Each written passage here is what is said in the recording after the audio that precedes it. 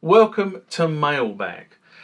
This is a series of videos about questions that you guys have left on the channel. I normally block them up into a series that I can record in an evening because that's how many questions you guys leave. So what you'll be seeing is this block header, and then you'll see the individual mailbag items that will follow as the next part of the video. But before we get into mailbag, which is about questions and answers and comments you guys leave on the channel, we must do the channel parish notices. And if you like videos about legacy tech, musical instruments, EDM, anything like that, hit the subscribe icon, because that's what this channel's all about. If you want to be notified when such videos hit the channel, it's the bell icon. Save yourself some time, hit both together. If you like the contents of the video, please give it a thumbs up. And also, I love you guys leaving comments on the videos down below. I read them, I comment on them, and sometimes you even give me ideas for future videos, which is really great stuff. It also allows other people to comment on something you've raised against a topic that was discussed in the video. Really, really good stuff. Also down there, Facebook and Instagram. Becoming more and more popular with you guys. A lot more of you are talking to me on those channels. Keep it up. It's probably the channel I'll respond to you most quickly on, because it's the channel in my pocket, as in it's on my phone. But please follow me on those particular platforms, and you'll see the normal channel shenanigans. And finally, down there is the important one. For less than the price of a cup of coffee, you can support the good work that this channel does towards EDM and legacy synthesizers. And now back to this video.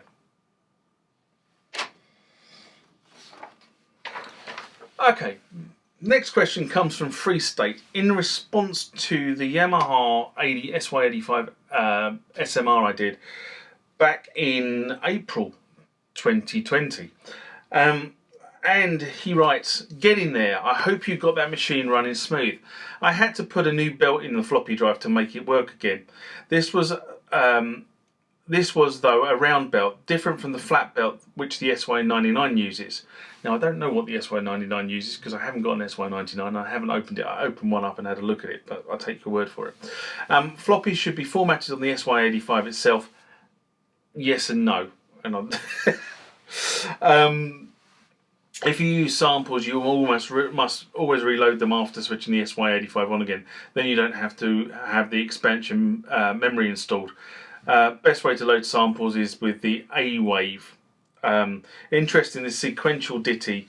If the SY85 sports a joystick, it would be a super profit VS. You could emulate that with sliders instead, though not as quickly. Very interesting comment about the whole sequential bit, because as we know, about the time that the SY85, SY77, SY99 were coming out into the market, that was the point where Yamaha effectively purchased sequential, stopping them going into bankruptcy. So I suspect that a lot of these synthesizers have a lot of sequential DNA in them. I just don't think we quite know what that DNA is, because of A, this was 40 years ago, and B, it's not really clear from what statements were made by both Yamaha and Sequential who was working on what. The only thing we do know is the 22 was the Sequential box that didn't make it to market, and Yamaha rebranded and issued. Anyway, thanks for the information on the 99. As you can see from the series of videos that I did about this keyboard, not only had the belt perished, but the drive didn't work even though I put a new belt in it. So what I decided to do with the 77 and the 85, 77 sitting actually here, this is what this keyboard is, it's 77. But what I decided to do with both those keyboards is to take out the belt driven drive and put in a direct drive. It's a more modern unit for starters, so it's not as old as the keyboard, it's much more modern. I've had the connectors modified where need be on the drive itself, so that it is literally just plug and play. And to be honest, it works like an utter dream, putting a direct drive model in rather than the belt drive. I know that in years to come, I'm not going to have a perish belt. I mean, on the 85, when I took the belt off, it just literally disintegrated in my fingers. I couldn't actually unhook it from the drive wheels. I just couldn't get that far. It just literally disintegrated. Now, I also know a number of community members have been in contact with me about the drive on the 85. I'm not sure I've had very many on the 77. That's probably because I haven't done the videos on the 77 showing the swap out. Or I haven't published them, should I say. But many people have gone down the same route as me, as basically trashing the old one, not relying on the belt and going for a more modern direct drive. It's a good question you make about AWAVE though. And it would be interesting to understand what other members of the community are using and how they are dealing with the importation of waves onto the 85. Leave comments below. And finally, apart from the nugget on the sequential purchase, there's very little information available 30 years later that states, as I said before, what other DNA sequential have got their, what other Yamaha keyboards from around the time they got their mix into.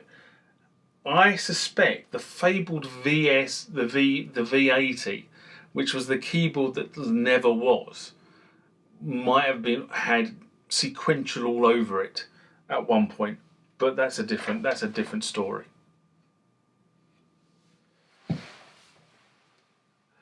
Next one comes from my friend Sean out in America. And he says, but in response to State of the Art in 1983, plan to compare the CX5 to the BBC. I've just filmed a SMR where I talked about the BBC Model B. How fortuitous. Anyway, Sean writes, interesting stuff. If you can think a series showing the Yamaha computer as the centre of your MIDI studio, that would be really cool to watch. I am working on it, Sean. I really am working on the whole concept of having the CX5M as a sequencer. I've got loads of cartridges for it. I've been working with the CX5M. I've got the video system sorted out. You saw that at Christmas. It's just taken a while. I need to set it up and then just spend some time. And the Goldfish Bowl, while it's great in terms of size, etc., there's not very many flat surfaces in there that I can kind of have the stuff out and working with the cameras while I'm doing that. So it is coming. So there will be a series of CX5M videos. I'm creating some video headroom through doing a lot of filming. I've been doing a lot of filming. The chances are you're not going to see this video, even though I've recorded this video in June. The chances are you're not going to see this video in probably till late July.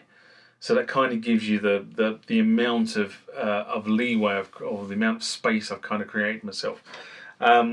Because I want to do some more involved videos, and I can't do more involved videos while I am having to film other video content for the channel. So I've kind of had a big splurge on videoing to get me some headroom. If you look at the Patreon schedule, you've seen that the next month's, well, this is June. I mean, June was at the beginning of June, everything was done. That was the bottom line. Everything was done. I did May in one. I had May pretty much sort of locked out. I've had June locked out. July's pretty much locked out, and then many of the videos I'm filming at the moment are scheduled for August and September release. There you go. So we're getting there. That's the bottom line. We're getting there.